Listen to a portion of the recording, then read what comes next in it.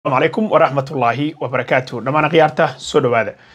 برنامج كله يو كيستا تي في برنامجنا المانتا إن شاء الله تعالى وحرمنا إن أنكو قبلينو أرنكا كدحية إلهان عمر iyo xisbiga jamhuuriga dagaalkii ka dhaxeeyay ilhaan iyo xisbiga jamhuuriga ayaa meel adag marayo waxaana uu galay heer dadka kamida xisbiga jamhuuriga qaar kamida oo kongresska ku jiraba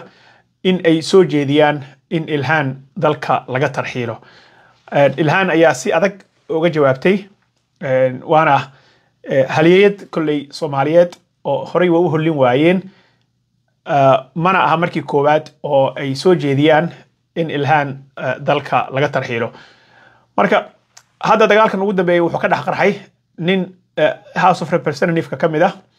oo aqalka hoose ee dalka Mareykanka oo la yiraahdo Brandon Gill ama Jill nin naagtaabina loo yaqaan okay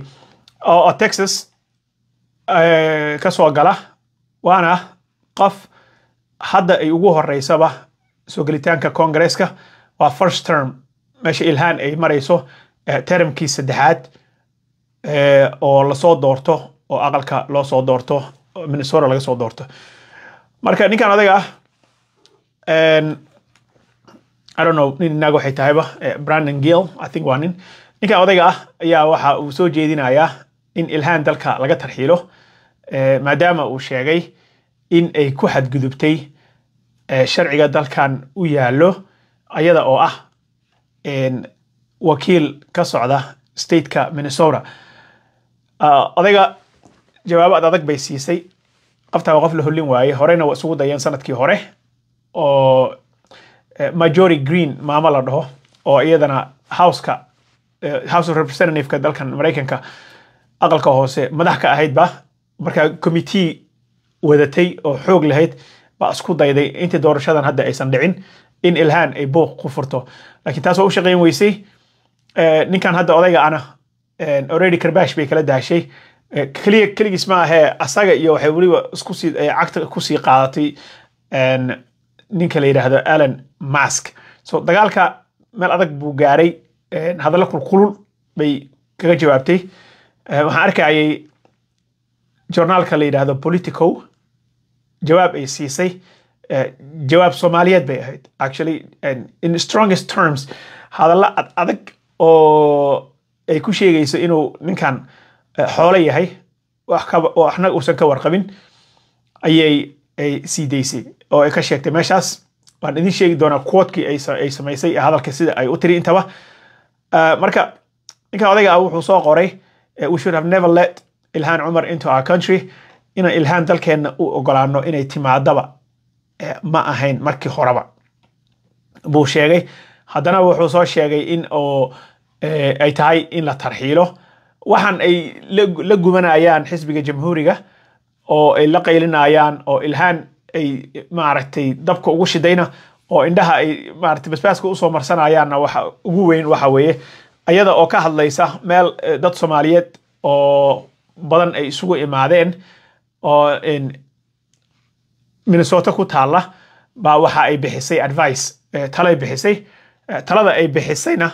waxay ahayd talo qof sharci yaqaan sharci dejiyaasha Mareykanka kamid ah constitutionka iyo dalkan sidoo u shaqeeyo si fiican u taqaana kulli wax iyada dib u keenayo ma sheegayso laakiin waxay sheegaysaa sida uu qoran yahay dastuurka dalka iyo waxa qofka muwaadinka ah ama qofka soo galootiga ah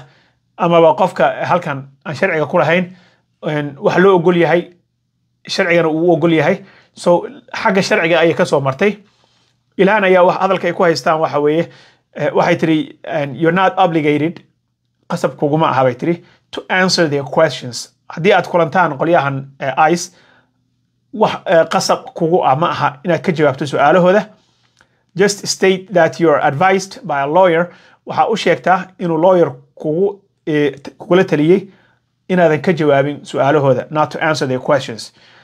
wariyaal bay u sheegaysay meel xaflada oo dad badan oo Soomaaliya ay isugu imaadeen ayay arrinkaas ka tiri oo Minnesota ku taala sidoo kale waxay sheegtay disclosure of your name magacaaga inaad u sheegto immigration status dalkan waxa ku joogto inaad green card haysato inaad I-94 haysato iyo inaad citizen tahay statuskaaga aad ku sugan tahay and the mode of entry is not mandatory sida aad ku soo gashay dalkan ama derbiga inaad ka soo booday ama qaxooti ahaan lagu soo qaabilay qasab ma aha in aad u sheegto ama ay ogaadaan so waxa ay tiri learn the laws sharciga barta and prepare yourself isna diyaariya and refrain from disclosing information waxa ka fogaataan bay tiri inaad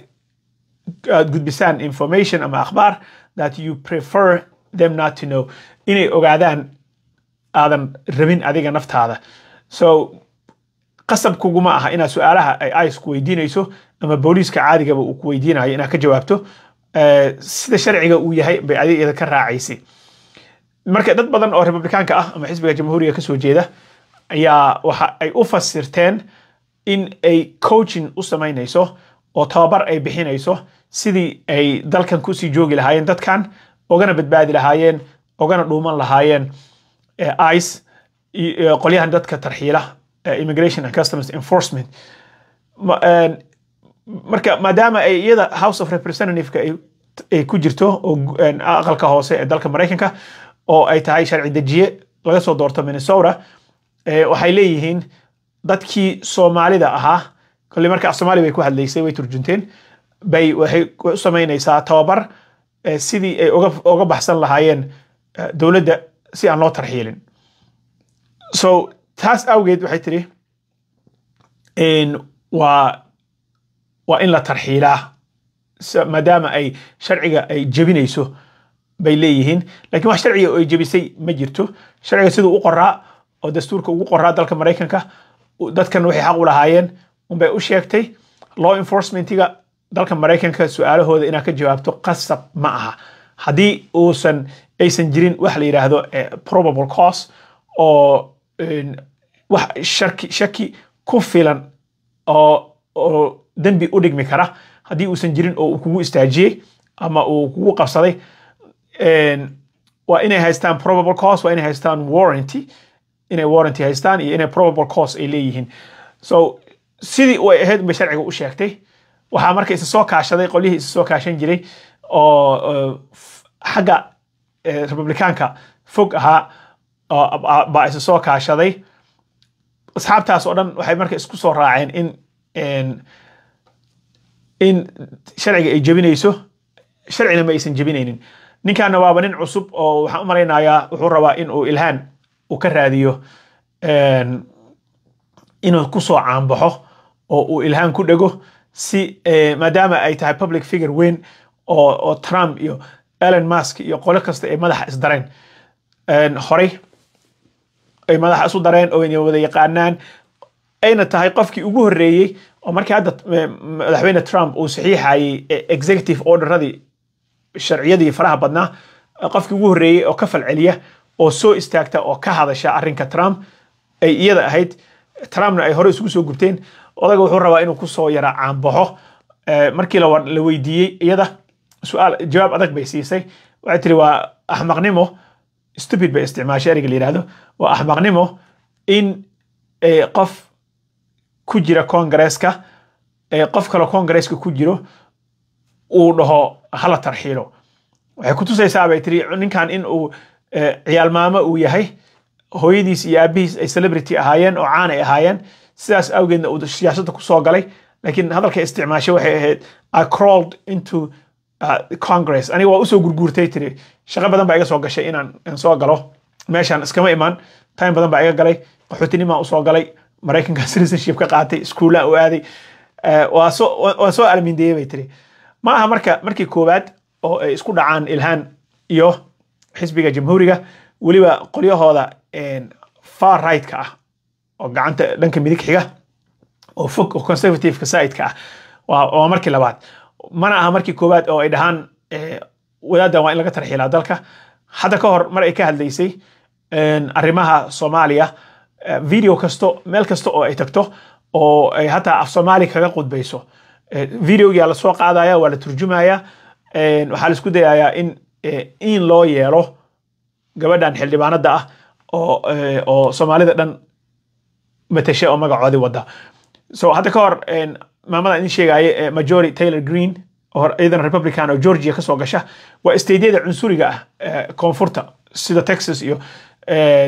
Georgia iyo Kentucky iyo kuwa ku dhegan badana oo isteedyada cunsuriga ayaa waxa ay sidaas lamid ay soo jeedisay in la tarxiilo wadaada laakiin uma aysan shaqayn sababtoo waxa ay ka hadlaysay waagaasna hadaladii ku saabsanaa heshiiskii MOU-ga Soomaaliya iyo Ethiopia aan ka rabaa Somaliland iyo Ethiopia iyadoo ka hadlaysaba hadaladeedii si qaldan loo turjumay dad badan baa ka daba shaqaynayo oo hatta Soomaali ila qofkan Soomaali uu la hadlayay videoga la soo qaadaya waa loo turjumaya waxa loo gudbinaya bahalkii Congress-ka si looga tuuro booska dad Soomaali hatta jiro oo ka soo horjeeda oo raba inay gabadhan buuq ku furaan. So waagaasna waxay yiraahdeen Mareykanka iyo Soomaaliya waxa ay gabadhan loyal u tahay oo qadiyadeeda ay la jirtaa dalka Soomaaliya loyal uma aha oo daacad uma aha dalka Mareykanka oo ay u dhaaratay waxay daacad u tahay dalkeedii hooyo oo ay ka timi asalkeedii hore. So loyalty-geeda wuxuu jiraa bay yiraahdeen xagaas way shaqayn weysay doorashadii waatay u damceen inay u isticmaalaan hadallada noocaasa iyo barnaamijyada noocaasa dad lacag badanna way ku bixiyeen doorashada la soo dhaafay inay ilhaan meesha ka qaadaan laakiin taasna way u shaqayn weysay taasna waa markii labaad laakiin waa markii faraha kaga guban lahaayeen dagaalkan waxaa kale oo haddana ku soo biiray ninka la yiraahdo Elon Musk oo isaga gacanta midig Donald Trump wuxuu sheegay hadalkiisa waxa ku jirtay she is breaking the law literally outright buu soo qoray si cad oo aan geed ku gabasho lahayn bay sharciga u jabinaysaa buu yiri waxaad ogtihiin Elon Musk isaga naftiisa inuu sharci jabiye weyn uu yahay laakiin isaga hadda warkiisa ma galayno oo laakiin ayada uu rabaa in uu kuwan Republicanka uu ku sii diro uu u sii helo gurmad kale oo uu noqdo. It shows you how much he lacks an understanding by three waxay ku tusaysaa ninkan Elon Musk la yiraahdo inta uusan fahansanayn sharciga dalkan wuxuu yahay what the laws of the country are. CNN ay la hadashay waxay tiri ninkan odayga oo South Africaanka waxa ay ku tusaysaa oo muujinaysaa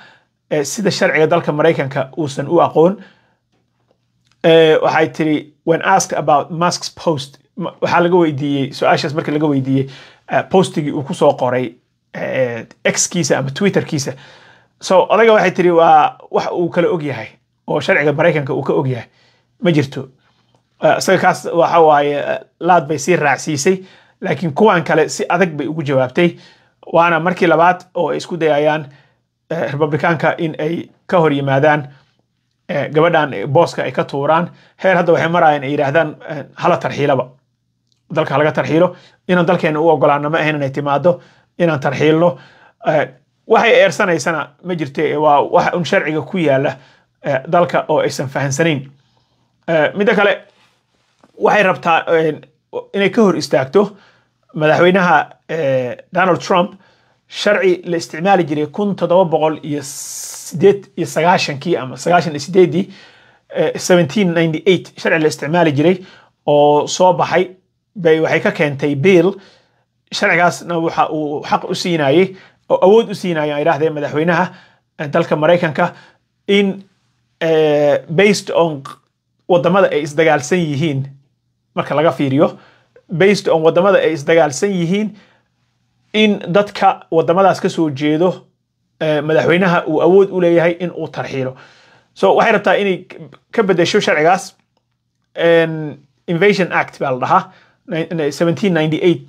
baa la soo saaray waxaana la isticmaalay xilliyadii World War 1 iyo World War 2 wadamada Mareykanka ay ishayeen baa loo isticmaalay sharcigaas marka Trump baa ka dhawaajinayo in uu dib u soo boorka uga jafo wuxuu sharcigaas u ogolaanaya madaxweynaha dalka in uu sharcigaas invoke gareyn karo oo uu dib boorka uga jafi karo oo wadamada uu rabo uu isticmaali karo. So bill bay ka keentay iyada iyo waxa isla qoray gabar kale oo isla wada waxaana ay biilkaas waxay rabaan in sida dalka Mareykankaba madaxweynaha uusan dagaal ugu dhawaaqi karin asagoon approval ka haysanin Congress-ka in sharciganna laga dhigo in Congress-ka dalka Mareykanka la soo mariyo before madaxweynaha uusan dooran karin wadamada uu rabo inuu qadka ka saaro oo dadkooda uu celiyo oo sharcigaas hadda awoodda madaxweynaha la jirtaa laakiin waxay rabtaa in biilka iyada ay wado waxa waaye in marka madaxweynaha uu hindisahan la imaado in Congress-ka la soo mariyo before uusan sharcigan uu howlgelin karin marka arrinkaasna way wadaa oo meeshaasna way isaga hor imaanayaan odayaasha sharcigaasna wuu soo socdaa laakiin waxay isku dayaysaa inay ka hortagto so qofka dhaqdhaqaaqayo oo progressive-ka xaggiisa dimuqraadiga ka socda oo ay rabaan inay qadka ka saaraan waxay u arkaan the only threat ay haystaan haddeer inay Ilhaan Cumar tahay